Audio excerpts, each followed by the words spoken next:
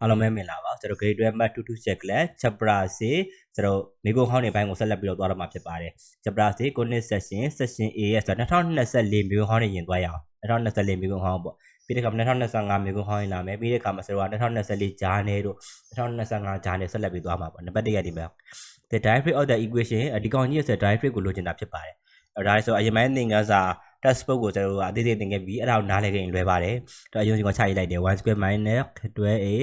minus 6y plus 3 equal 0ဒါကိုဆရာတို့ကနေပြီးတော့ standard form ရင်ပြောင်းမယ်အဲ့ဒါ standard form ပုံစံပြောင်းမယ်ဆိုလို့ရှိရင်ဆိုတော့ဒီမှာနှစ်ထပ်ကိန်းပါတဲ့ကောင် y square နှစ်ထပ်ကိန်းပါလို့နှစ်ထပ်ကိန်းပါတဲ့ကောင်ကိုဘယ်ဘက်ချမ်းမှာခြံထားခဲ့မယ် y square minus ဒီမှာတော့ y ဒီမှာ y ပေါ့အဲ့ဒီဆိုတော့သူနဲ့မျိုးတူတဲ့ y ကိုဒီမှာဘယ်ဘက်ချမ်းမှာခြံခဲ့မယ်ညာဘက်ချမ်းကိုဒီမှာ8နဲ့minus 12တစ်ဖက်ကိုလိုက်တဲ့ခါမှာ plus 12 ဖြစ်သွားမယ်ပြီးသွားတဲ့ခါမှာ plus 3က minus 3ဖြစ်သွားမယ်ဒီအဲ့သူနှစ်ထပ်ကိန်းတီပြောင်းမယ်နှစ်ထပ်ကိန်းတီပြောင်းမယ်ဆိုလို့ရှိရင်ဒီ y ရဲ့ရှေ့မှာရှိတဲ့6ကိုတဝက်နှစ်ထပ်ပုံစံပြောင်းမှာပါ6ကိုဆိုတော့တဝက်ဝက်မယ်ပြီးသွားတဲ့ခါမှာတဝက်နှစ်ထပ်ဆိုတော့ဒါလေးမှတ်ထားဖို့လိုပါတယ်အဲဆိုတော့ papa square ပုံစံပြောင်းမယ်ဆိုတဝက်နှစ်ထပ်ပဲဒါဆိုရင်6ကိုတိုးပါတဲ့ခါမှာ2 3 4 6 3နှစ်ထပ်ဆိုတော့ဒီမှာတဝက်နှစ်ထပ်ဆိုတော့ y square minus 6y အဲ့တော့တဝက်နှစ်ထပ်ဆိုတော့ဒါဒီဆိုတော့နေပြီးတော့ plus 3 square ပေါ့နော်6ကိုတဝက်ဝက်တော့3ရမယ်နှစ်ထပ်တင်တယ်အဲ့ပြီးတော့ခါဒီဘက်ချာသွားမှာက 12h minus 3အဲ့ဆိုတော့ဒီမှာဘယ်ဘက်ချမ်းမှာ3 square ကိုဆိုအပိုပေါက်ထားတဲ့ခါမှာညာဘက်ချမ်းကိုလည်းအဲ့3 square အပိုပေါင်းပေးရမယ်သူ့ step ပြရှင်းမယ်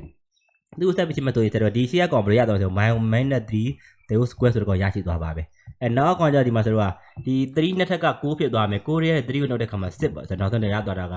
12h plus 10လို့ရရှိသွားမယ်အဲ့ဒီရှေ့ကကောင်ကတော့ y minus 3 the whole square ပေါ့ equal တရားဆိုတော့12ပုံထုတ်လိုက်မယ်12ပုံထုတ်မယ်ဆိုဒီဘက်ကဆိုတော့ဆိုတော့ဒီဘက်က8ရဲ့ရှေ့မှာဘာမှရှိလို့မရအောင်အဲ့တော့8ရဲ့ရှေ့မှာဘာမှမရှိရတဲ့အခါမှာ12ပုံထုတ်လိုက်တဲ့အခါမှာ plastic ထဲက12ပုံထုတ်လို့ရှိရင်ဘယ်လောက်ကျန်မလဲဆိုလို့ရှိရင်ဒီမှာ 1/2 ကျန်ပါလိမ့်မယ်ပြန်ရှင်းကြည့်လိုက်လေ2 6 4 7ဆိုတော့ plastic ပြန်ရမှာပေါ့ဒီကောင်ကြီးပြန်မြှောက်ကြည့်လိုက်ငကိုဘောကောင်ပုံစံပြန်ရမှာဖြစ်ပါဒါဆိုဒီကရသွားပြီဒါတို့ဆိုတော့ဘာတိုင်းရှင်းမလဲဆိုရင် compare လုပ်မှာပေါ့နော် compare ဆိုတော့တိုင်းရှင်းမယ်နော်အဲ့တော့ compare တိုင်းရှင်းဘယ်လိုတိုင်းဆိုရင် y minus k the whole square ဒီမှာဆိုတော့ y ရှိလို့ y နဲ့ထပ်ပုံစံမျိုး y minus k the whole square equal 4b h minus 8နဲ့ဆိုတော့နိုင်ရှင်းမှာပေါ့အဲ့နိုင်ရှင်းလိုက်တဲ့ခါမှာဘာသွားတွေ့လဲဆိုရင်ဒီမှာ 4b ဒီတွေ့တဲ့သွားညီတယ် h တန်ဖိုးက minus 1/2 ဖြစ်မယ်နော်ပြီးသွားတဲ့ခါမှာဆိုတော့ဒီမှာရှိတဲ့ k တန်ဖိုးက3ဖြစ်တယ်အဲ့ဆိုတော့ရသွားတာဘာရသွားလဲဆိုလို့ရှိရင်ဒီမှာ h တန်ဖိုးက minus 1/2 ပေါ့ဆိုတော့ဒါပြည့်စုံမြင်ရမှာဒီ minus 1/2 ဒီပြည့်စုံပြည့်နေလိုက်လေဒီကောင်နဲ့တူသွားအောင်ပါဒီမှာ minus ရှိတဲ့ခါမှာ minus ပုံစံဖြစ်သွား minus 1/2 မျက်စိမှာမြင်နေဆိုရင် h တန်ဖိုးက minus 1/2 ဖြစ်သွားမယ်ပြီးသွားတဲ့ခါမှာဒီမှာ k တန်ဖိုးကတော့2ပဲပေါ့နော် k တန်ဖိုးက2ဒီမှာ minus ဒီမှာ minus ဆိုတော့k တန်ဆိုတော့ k တန်ဖိုး3ပေါ့နော် k တန်ဖိုးက3ကိုပြီးသွားတဲ့ခါမှာဆိုတော့ 4p p တန်ဖိုးလည်းရမှာ p တန်ဖိုးတစ်ဖက်သွားဆို4 3 7နေဆိုတော့ p တန်ဖိုးက3ရသွားပါလိမ့်မယ်ဆရာလို့ကျွန်တော် derivative ကိုလိုချင်တာဒါဆိုရင် derivative ကိုလိုချင်လို့ဆိုဘာတက်ရေးချမယ်အဲ့တော့ဘာတက်ကဆိုတော့ဒီ h, k ပါဘာတက် h, k အတွက်ကတော့ဆိုတော့ရသွားတာက8တန်ဖိုးက -1/2 k တန်ဖိုးက3မို့ -1/2/3 ဘာတက်ပြီးခါ focus စဉ်းစားမယ်ဒါမျိုးတက် focus စဉ်းစားနေပြောခဲ့ပြီး focus စဉ်းစားမယ်ဆိုဒီမှာသွားကြည့်လိုက်တယ်ကျတို့ကြည့်လိုချင်တဲ့ equation ကြည့်လိုက်တဲ့ခါမှာဒီမှာရှိနေတဲ့ equation ဒီဆိုတော့နေမှာဘာလဲဆိုရင်သူ့အလွယ်မှတ်ခဲ့တာပြောခဲ့တယ်နှစ်ထပ်ကိန်းနဲ့လည်းမှတ်လို့ရတယ်ရှိရမှာတစ်ထပ်နဲ့မှတ်ခဲ့တယ်8တစ်ထပ်အဲ့တော့ဒီလိုမျိုး8တစ်ထပ်ဆိုလို့ရှိရင်ဆိုတော့ဒါဒီ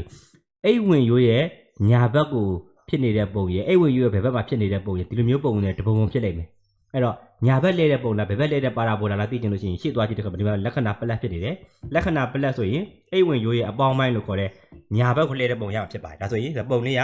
ညာဘက်ကိုလဲတဲ့ပုံရမယ်ဒီဘက်မှာဒါဘာတက်ကနည်းနည်းမှရှိမယ်ဒီဘက်က focus ရှိမယ်ဒီဘက် direct ရှိမှာပေါ့အဲ့ဒါဆိုတော့ဒီမှာ8တက်ထက်မို့ဆိုတော့ဒီက8တန်ဖို့ပေါ့8ကိုနေ8ကို8ကိုနေ8ကိုဆိုတော့နေ plus ပြီးပေါင်းမလားပေါ့8ကို plus ပြီးပေါင်းမလား minus ပြီးပေါင်းမလားစဉ်းစားမယ်အဲ့လိုစဉ်းစားတဲ့အခါမှာဒီမှာရှိတော့ရှေ့က plus ပြီးတာ minus ပြီးတာသိကြလို့ရှိရင်ဒီမှာရှေ့သွားကြည့်တဲ့ခါမှာအပေါင်းရှိတဲ့ခါမှာဆို plus ပြီးပေါင်းမယ်8 plus ပြီးဖြစ်သွားပဲဒါအရင်ပိုင်းမှာသင်ငယ်ပြီးသားတော့8 plus ပြီး y coordinate ရင်းထားမယ်ဒါပဲဆိုတော့ဒါ focus ရှာရင်ဒီဆိုတော့ focus ရင်းထားလိုက်မရှာတော့ဆိုတော့ဘာဖြစ်လဲဆိုရင်နောက်တဲ့ derivative ကိုစဉ်းစားမယ် derivative ဆက်လို့ချင်း derivative ကိုလိုချင်တာကိုအဲ့ direct derivative ကိုလိုချင်တယ်ဆို derivative ကကြတော့ဒီမှာ p ဒီ 8 coordinate ပေါင်းထားတော့8 coordinate ကိုပေါင်းထားလို့8လို့ဒီမှာရေးလိုက်တယ်ပြီးသွားတဲ့ခါမှာသူရဲ့ focus ရဲ့ 8 plus b ကိုလက္ခဏာဆန့်ကျင်ဘက်ပြောင်းလိုက်တယ် h minus b ပေါ့ဒါဆို8ထဲရတဲ့ b ကိုနှုတ်မယ်8တန်ဖိုးကဘယ်လိုရလဲဆိုရင် -1/2 p တန်ဖိုးက3ဖြစ်တယ်ဒါဆိုတော့သူ့ကိုနှုတ်လိုက်တဲ့ကောင်လောက်ရမယ်လေပေါ့နော်အဲသူ့ကိုစက်ချင်လိုက်တဲ့ခါမှာဆို8တန်ဖိုးနေနဲ့ -10/2 ရရှိမှာဖြစ်ပါဒါဆိုရင်တို့အဖြေမှန်နေနဲ့ဘယ်ကောင်ကြည့်မလဲဆိုရင်ဒီမှာနံပါတ် A လေးဆက်ရွေးပေးလိုက်တော့ -7/2 ပြထားတာဖြစ်ပါတယ်နံပါတ် A ကိုဆက်တော့ရေးလိုက်အောင်မယ်ပေါ့နော်ဟုတ်ပြီဒါဒီ2024မိကုန်းဟောင်းပေါ့နံပါတ်1တပုတ်ပြီးသွားပြီ အဲဆိုတော့စဉ်းစားချက်လေးဆိုအသေးသေးရှင်းပြတာဖြစ်ပါတယ်ဒါလည်းအရင်ပိုင်းသင်ခန်းစာ textbook ကိုဆိုတော့နားလေကျွမ်းငင်ဒါတည်းလွယ်ပါတယ်ဟုတ်ပြီအဲ့တော့နံပါတ်2ဆက်သွားမယ်